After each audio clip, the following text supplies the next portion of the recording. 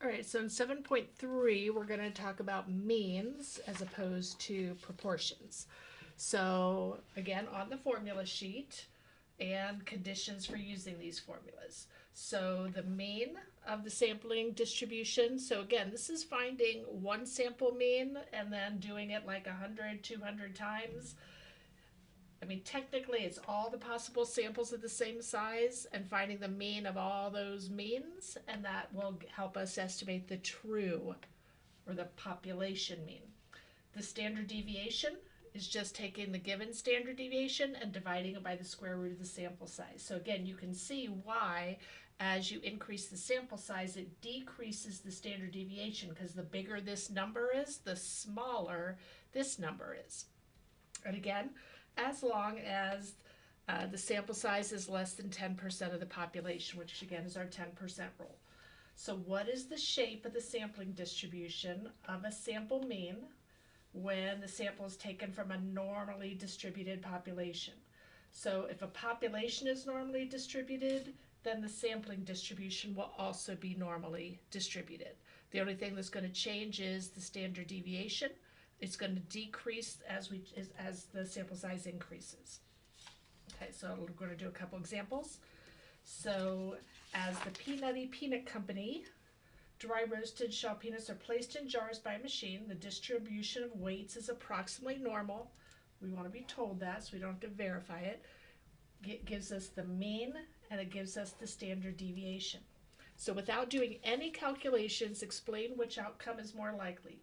Randomly selecting a single jar and finding the contents weigh less than 16 ounces, or randomly selecting 10 jars and finding the average is less than 16 ounces. So let's think about this. If I have one single jar and it's less than 16 ounces, I am not that shocked. But if I take 10 jars and find the average of the weights of those 10 jars, if the average weight of 10 jars is less than 16 ounces, then I might think that the machine needs recalibrated as filling them. So averages are less variable than individual measurements.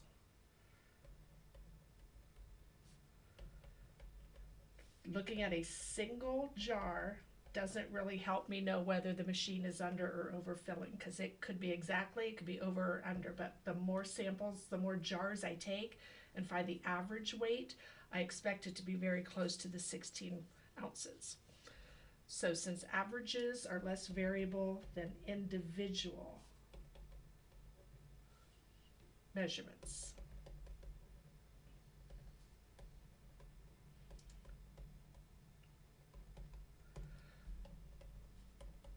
so the average of the 10 jars, the average weight of the 10 jars should be closer to the mean weight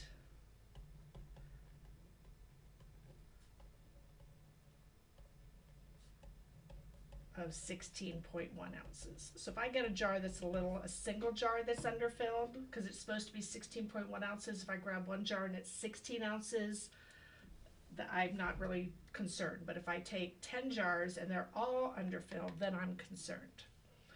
So it's much more likely that a single jar is going to weigh less than 16 ounces as opposed to the average of 10 jars. So we're going to find the probability described above.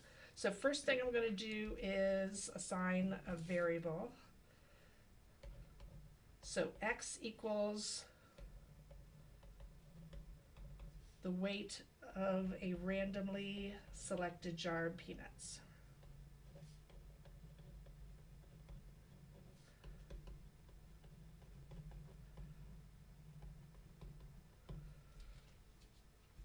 So it is normally distributed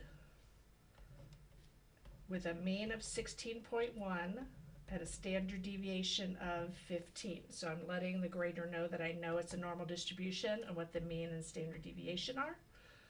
So if I want to find the weight of one jar, so the probability that x is less than 16 ounces, I'm going to do my normal CDF.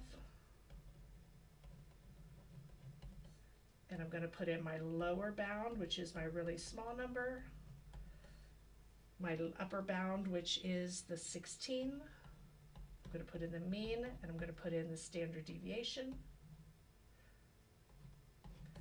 And I'm going to get an answer of 0.2525. So there's about a 25% chance that a single jar that I pick will weigh less than 16 ounces. But now let's do our X bar. So X bar is the average weight of 10 randomly selected jars. So this is a sample distribution. This is going to be a sampling distribution.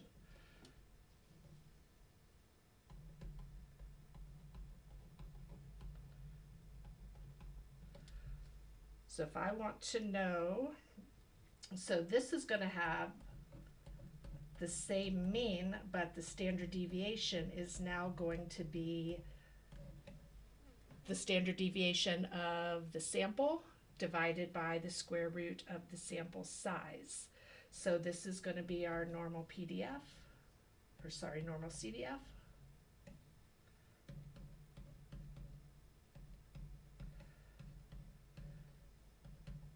Put that here. And I'm going to have my lower bound, my upper bound,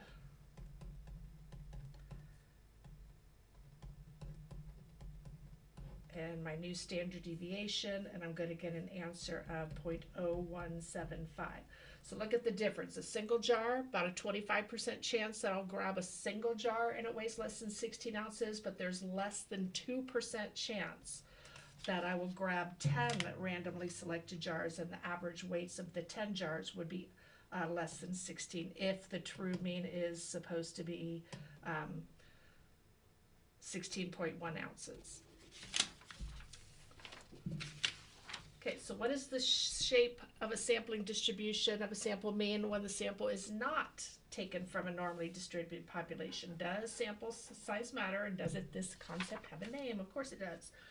So for large samples, X bar will be approximately normal. This is our central limit theorem. This is kind of like the law of large numbers thing. However, for small samples, the distribution of the sampling mean will be the shape of the population.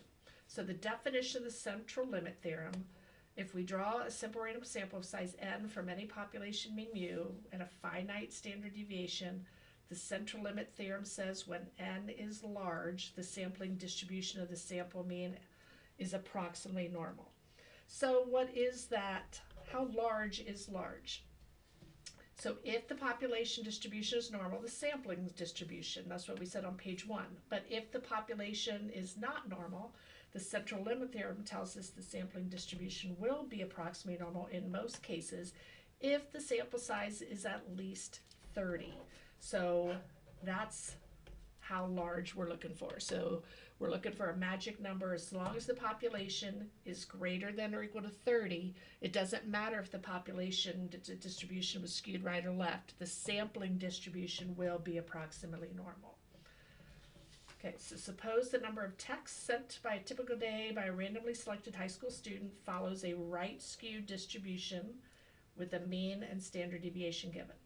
Assuming that students at your school are typical textures, how likely is it that a random sample of 50, so there we go, n is greater than or equal to 30, so we're going to be able to use our normal distribution on this. Students will have sent more than a total of 1,000 texts in the last 24 hours. Okay, so what do we want to do?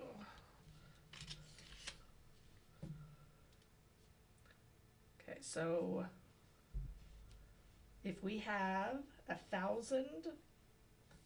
50 that have sent more than 1,000 texts, so what is our X bar? So X bar is our sample mean number of texts. And in this case, it's 1,000 divided by 50 So we're looking at an average of 20 texts. So 1,000 texts divided by the 50 students gives us 20 texts. So we want to find what's the probability that X bar is greater than or equal to, so more than, so that tells us we want to know that the average is more than 20 texts. Okay, so because n is greater than 30, the distribution, the sampling distribution is approximately normal. And you have to say it's the sampling distribution is approximately normal, because they don't know whether you mean the population distribution, the sample distribution, or the sampling. So since n is greater than or equal to 30, the sampling distribution is approximately normal. So I can find out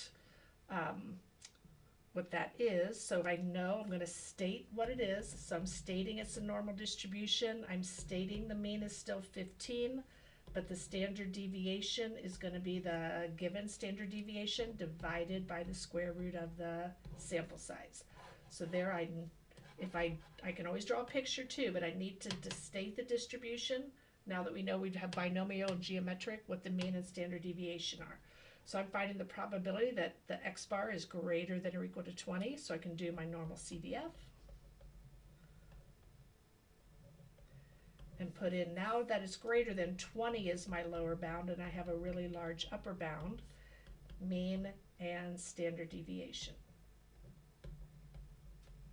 And it's going to give me an answer of about 0.1562.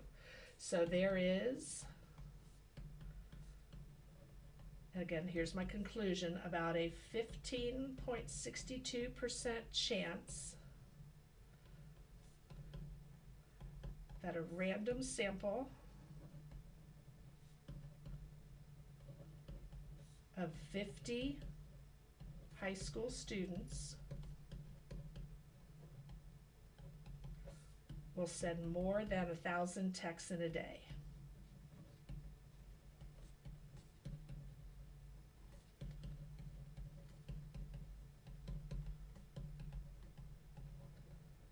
So again, what's important here is that you state the distribution with the given mean and the standard deviation.